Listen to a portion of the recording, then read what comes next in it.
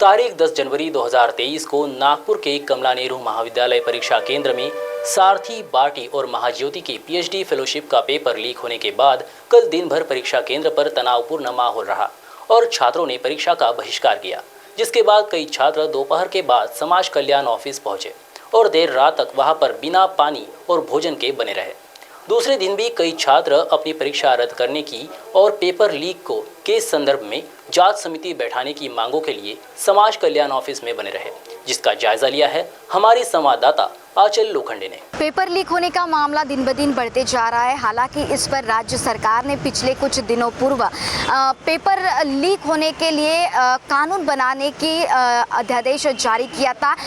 इसके बावजूद भी लगातार पेपर लीक हो रहा है और कल कमला नेहरू कॉलेज में जो महाज्योति और सारथी बाटी के जो पीएचडी फेलोशिप के विद्यार्थी हैं, उनके पेपर लीक हुआ और जेरोक्स कॉपी उन्हें दिए जाने का आरोप छात्रों ने लगाया और परीक्षा पर बहिष्कार डाला गया।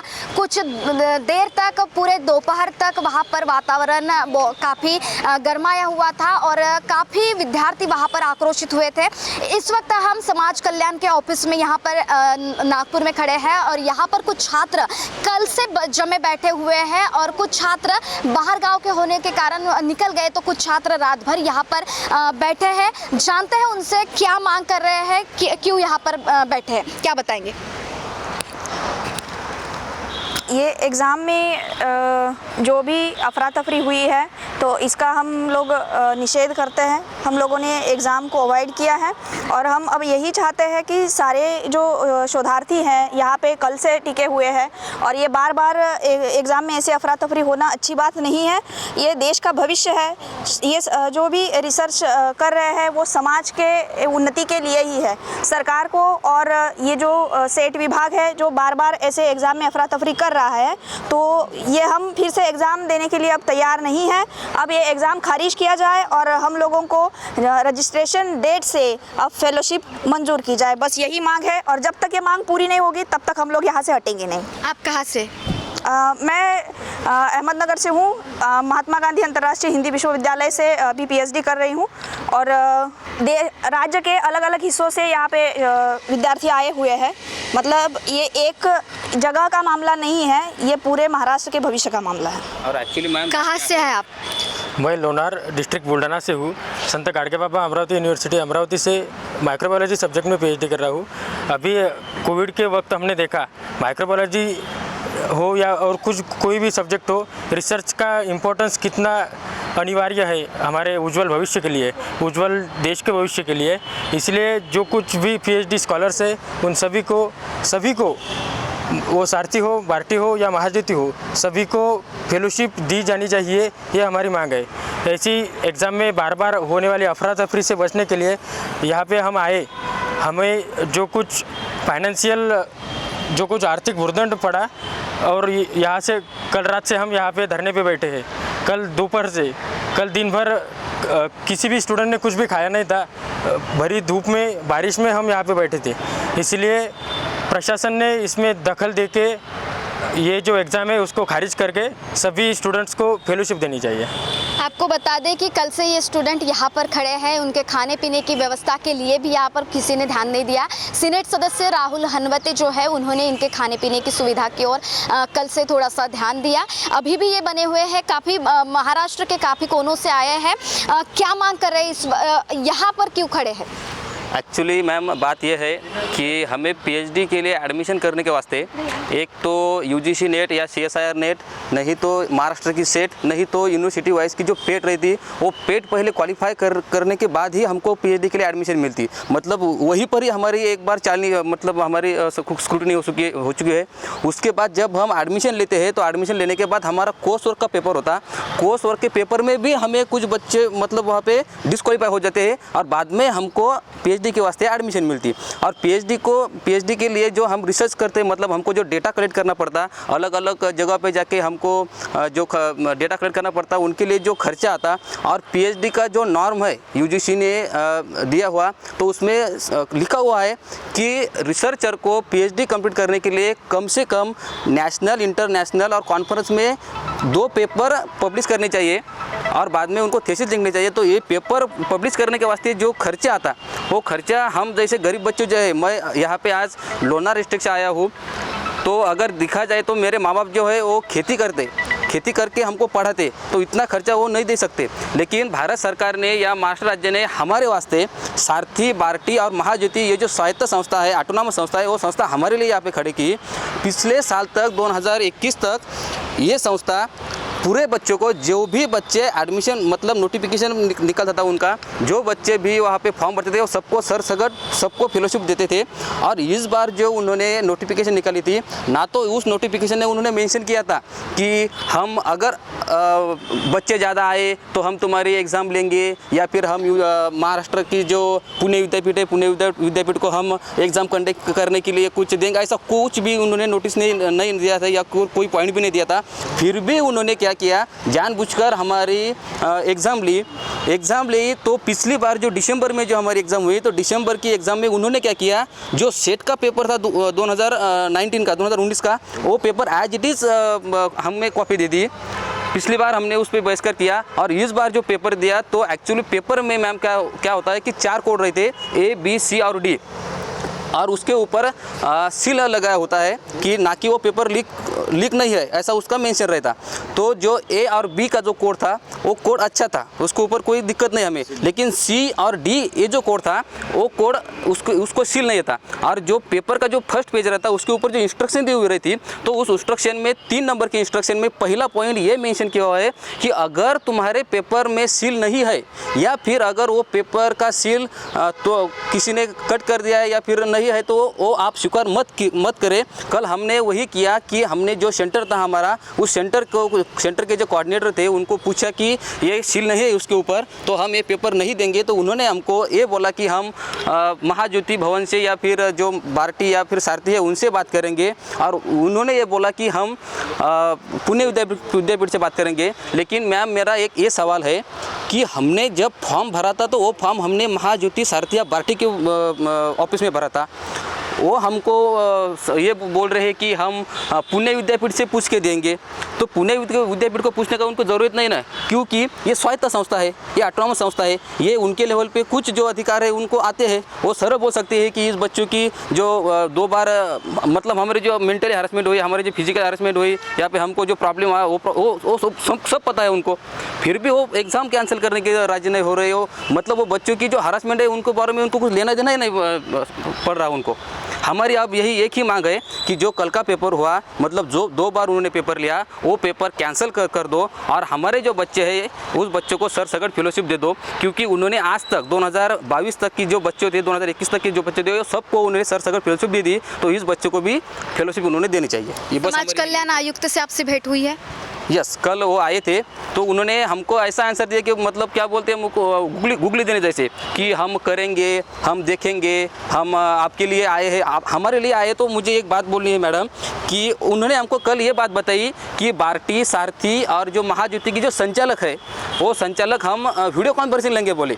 तो मुझे एक बात बोलो मैडम कि कोरोना के टाइम पे अगर सब ने जो वीडियो कॉन्फ्रेंसिंग जो ऐप है, गूगल मीट रहा या जूम रहा या फिर अदर जो ऐप है, उनके ऊपर कॉन्फ्रेंसिंग ली। ये इतने बड़े ऑफिसर है, हमसे भी ज़्यादा पढ़े लिखे होंगे, उन्होंने भी हमारे जैसे ही स्टडी की होगी। हम जानते हैं कि बिना स्टडी किए हुए कोई भी अधिकारी नहीं बन सकता। तो उन्होंने अगर कल 11 बजे से जो बच्चों ने अफरा तफरी मचाई, तब से लेकर कल 6 बजे तक उनके पास कितना टाइम था, उतने टाइम में वो वीडियो कॉन्फ्रेंसिंग कर सकते थे। ना कि वो छोड़ो, वो तीनों के साथ छोड़ो, वो मंत्री के साथ भी वीडियो कॉन्फ्रेंसिंग कर सकते थे, लेकिन उन्होंने ऐसा कुछ नहीं किया। और हमको आज 12 बजे का टाइम दिया था, हम 12 बजे तक यहाँ पे बैठने वाले हैं, और हम उनको फिर से सवाल पूछेंगे कि हमारा क्या होगा। हमको बस खाली एक ही चाहिए कि एग्ज़ाम कैंसिल और सब बच्चों को हम सरसगट फेलोशिप देंगे। हमारी यही एक मांग है आज की। कल से जो मानसिक जो प्रताड़ना हुई, जो कुछ टेंशन आपको हुआ है और जो आर्थिक भुर्दंड पड़ा है, उसकी भी मांग की है आपने? नहीं, हमको उसके जाने दो। हम अब क्या होगा, हम मेंटली हरासमेंट हो गए, जो हमारा फिजिकली जो हमको तकलीफ हुई वो हो गई। हम उनको कुछ उनका भुगतान नहीं मांगेंगे, लेकिन हमारा एक ही मांगना है कि हमें सरसगट फेलोशिप दे दो।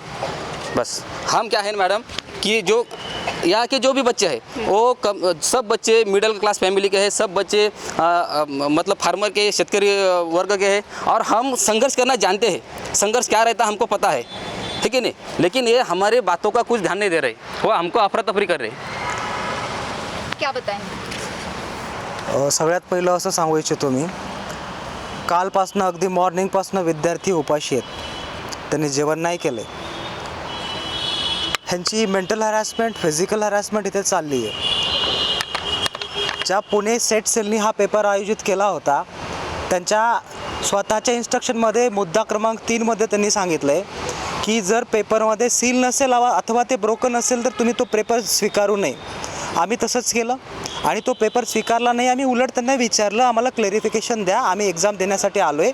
आणि आम्ही त्या एक्झाम सेंटरवरती सगळेच्या सगळे 630च्या 630 मुलं बसून होतो, विदाऊट वॉटर, विदाऊट फूड, पण त्यांनी आम्हाला क्लॅरिफिकेशन न दिल्यामुळे आमची ती एक्झाम राहिली आणि आम्हाला इथे यावं लागलं। आम्ही इथे आलो आणि इथे आम्ही बसलो शांततापूर्व मार्गाने, जशी की आपलं बेसिक फाउंडेशन फिलॉसॉफी आहे भारताची, त्या फिलॉसॉफीने आम्ही शांततापूर्वक मार्गाने आमची मांडणी त्यांना मागली। आमची मागणी मांडल्याच्या नंतर त्यांचे जे रिस्पॉन्स होते ते रिस्पॉन्स अतिशय उडवाउडवीचे होते। ते आले, 2 मिनटं त्यांनी ब्रीफिंग दिली आणि ते गेले। ते आले तेव्हा त्यांनी QRTची टीम बोलवली, अतिशय मोठा पोलिसांचा ताफा बोलवला, जसं काय आम्ही टेररिस्ट आहेत, आम्ही नक्सलिट आहेत, म्हणजे आम्हाला अशी ट्रीटमेंट का दिली त्यांनी, हा पहिला प्रश्न आमच्या डोक्यामध्ये अजून पण आहे। आज सकाळपासून तुम्ही कॅमेरा फिरवला तर बघा, अजून पण तुमच्या आजूबाजूला पोलीस कर्मचारी दिसत आहेत। आम्ही काही गुन्हेगार आहेत का? आम्ही टेररिस्ट आहेत का? आमची कालपासून ते व्हिडिओ शूटिंग घेत आहेत, आम्हाला थ्रेटनिंग करत आहेत, आम्हाला अरेस्ट करण्याची धमकी दिली गेली आहे। आणि हे सगळं काय होतंय, कोण करते, ह्याचं उत्तर आम्हाला अजून मिळालेलं नाही आहे। आज आम्ही सकाळपासून आम्हाला पाणी घेतलं नाही, आम्ही जेवण नाही केलं, आम्ही इथे बसून आहेत। सकाळपासून आम्ही इथे आले तेव्हापासून पण आम्हाला एकदा त्यांनी हे इन्स्ट्रक्शन दिलेत, इन्स्ट्रक्शन वजा धमकी दिली आहे की तुम्ही इथे बसलाय, तुम्हाला आम्ही जास्त वेळ बसलात आम्ही कारवाई करू। सामाजिक न्याय भवनासमोर बसल्याच्या नंतर आमच्यावर पोलीस प्रशासन कारवाई करणार आहे। सामाजिक न्याय भवन का अन्याय भवन म्हणायचे ह्याला, हे माझा प्रश्न आहे। दुसरा प्रश्न असा येतो की तुम्ही एवढ्या मोठ्या पदावर गेलाय, विद्यार्थी इथे येत आहेत, त्यांची मागणी रास्तपणे मांडतायत, शांततापूर्वक मांडतायत आणि ती रास्त मागणी आहे। या रास्त मागणीसाठी जर विद्यार्थी बसतायत तर तुम्ही पोलीस प्रशासनाला त्यांच्या मागे लावताय, धमकीवजा इन्स्ट्रक्शन देताय, मग तुम्ही कशासाठी पदावरती राहताय? हा आमचा पहिला प्रायमरी मुद्दा आजच्या कळीचा। आता आम्ही जेवढे जण बसलोयत एवढ्यांच्या जीवाला धोका आहे आणि आमच्या विद्यार्थ्यांना अप्रत्यक्ष व प्रत्यक्षरित्या काही झालं त्याला सर्वस्वी जबाबदार कमिशनर असणार आहेत आणि हे पोलीस प्रशासन असणार आहे। कुणी इथे चेक करून पडलं, कारण जेवणाची व्यवस्था त्यांनी अजूनही नाही केली आहे। दुसरी गोष्ट, 2023मध्ये 24 डिसेंबर या दिवशी त्यांनी एक परीक्षा घेतली, तो पेपर फुटला असं त्यांनी जाहीर केलं आणि तो पेपर रद्द केला। रद्द केल्याच्यानंतर त्यांनी हे नाही सांगितलंय रद्द का केला, रद्द केल्याच्यानंतर चौकशी समिती बसली आहे का, चौकशी समिती का नाही बसली आहे, आणि जर बसली असेल तर अजून त्याची माहिती बाहेर का नाही आली आहे, हा मुद्दा अजूनही अनुत्तरितच आहे। दुसरा मुद्दा असा येतो, दुसरी एक्झाम त्यांनी पुन्हा अनाऊन्स केली ती 10 जानेवारी म्हणजे कालच्या दिवशी पुन्हा तोच सावळा गोंधळ त्यांनी घातला। पेपर लीक झाल्याची पूर्ण कल्पना त्यांना आम्ही दिल्यानंतर पण जे होते head of the institute VC of the Pune university, त्यांनी माननीय आमचे जे आमदार आमच्यासोबत होते त्या आमदारांना काही उडवाउडीची उत्तरं दिली। ती उत्तरं आता मी इथे नाही बोलू शकत, त्यांनी तशी उत्तरं दिली म्हणून आम्हाला इथं यावं लागलं। आमचा पेपर या सगळ्या गोंधळामुळे हुकला आणि हुकण्याचं कारण ते स्वतः आहेत। तर हा पेपर त्यांनी अंशतः रद्द करून आता यापुढे ते एक्झाम घेतील का, तर आमचा त्यांच्यावरती ट्रस्ट नाही राहिलेला आहे। ह्यापुढे त्यांनी एक्झाम घेऊच नाही मुळात। आणि जेवढे एलिजिबल कॅन्डिडेट्स आहेत त्या सगळ्यांना सरसकट, म्हणजे बार्टी असो, सारथी असो किंवा महाज्योती असो, या सगळ्या विद्यार्थ्यांना जेवढे एलिजिबल लिस्टमध्ये सिलेक्टेड आहेत त्या सगळ्यांना सरसकट फेलोशिप बहाल करावी। आणि जोपर्यंत हा निर्णय नाही देणार आहेत तोपर्यंत आम्ही इथून उठणार नाही आहेत। जर आम्ही इथं बसतोय, आमच्यासोबत काही वाईट झालं पोलीस प्रशासनाकडनं किंवा QRTकडनं, तर सर्वस्वी जबाबदार आम्ही साहेबांना मानतो, प्रशासनाला मानतो। तरी ह्या जनतेने आम्हाला काय तो न्याय त्यांच्या विचारांनी द्यावा। कुठल्या जिल्ह्यातनं? मी नांदेड जिल्ह्यामधनं आहे आणि मी PhDचा स्कॉलर आहे, अमरावतीमध्ये आहे मी आणि मी इथे आलो। ये जो परीक्षा थी ये सारथी, बार्टी, महाज्योति तीनों संस्थाओं के लिए थी और सावित्रीबाई फुले पुणे विद्यापीठ द्वारा ये परीक्षा कंडक्ट की गई, तो हमने विद्यापीठ को पत्र दिया है, यूनिवर्सिटी को पत्र दिया है और उनसे कहा है कि भाई जो भी ये स्टूडेंट्स के निवेदन हमें प्राप्त हुए हमने ये यूनिवर्सिटी को दिए हैं, तो अभी पेपर लीक हुआ था नहीं हुआ था इसके बारे में भाष्य करने के लिए यूनिवर्सिटी सक्षम प्राधिकारी है, उसके बारे में वो अगली कार्यवाही करेगी, अपना अहवाल शासन को देगी। अगर उनकी ऐसी कोई डिमांड मेरे पास आती है तो मैं शासन को रेफ़र करूँगा। कल मुझे 2 निवेदन प्राप्त हुए, 2 बार मैंने भी आंदोलनकर्ताओं से बात की, मैं नीचे गया था। आज दिन भर में मेरे पास कोई नहीं आया है और किसी ने मुझे कोई निवेदन नहीं दिया है। अगर ऐसी कोई मांग आती है तो मैं उसको शासन की तरफ भेजने के लिए तैयार हूँ। मेरे ख्याल से इसके बारे में भी यूनिवर्सिटी अच्छे तरीके से बता सकती है, लेकिन जहाँ तक मेरी जानकारी है पेपर लीक नहीं हुआ था इससे पहले।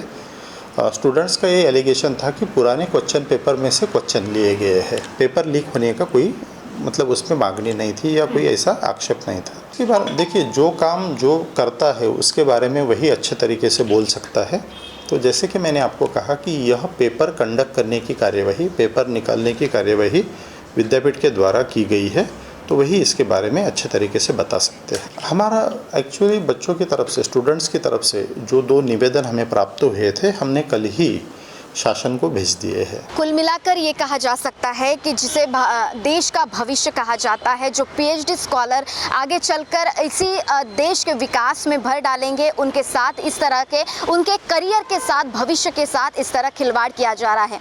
कल की घटना वाजिब थी कि पेपर फूट गया, पेपर लीक हो गया, उसके बाद छात्रों ने तनावपूर्ण माहौल वहाँ पर किया, परीक्षा पर बहिष्कार डाला। लेकिन कल से प्रशासन के द्वारा, समाज कल्याण विभाग द्वारा इनको सिर्फ कुछ भी इनके तरफ ध्यान नहीं दिया जा रहा, नज़रअंदाज किया जा रहा है। और जो रास्ते इनकी मांग है कि परीक्षा रद्द की गई है, उसके बाद ये परीक्षा कब लेंगे और उसके संबंध में आगे की चौकसी जो है, जांच समिति कब बैठाएंगे, इसके संबंध में सारे क्वेश्चन जो है, इसके सवालों के जवाब अभी तक इन्हें नहीं मिल रहे हैं। दूर दराज से ये लोग आए हैं। दुर्बल घटक ये है, भारत सरकार या फिर महाराष्ट्र की सरकार दुर्बल घटकों के लिए शिक्षा और उनके भविष्य के निर्माण के लिए कुछ योजनाएं निकालती है। उनका ही एक माध्यम है सारथी, बार्टी और महाज्योति, जिसके माध्यम से जो छात्र होते हैं वो अपनी उन्नति कर सकते हैं, भविष्य अपना बना सकते हैं।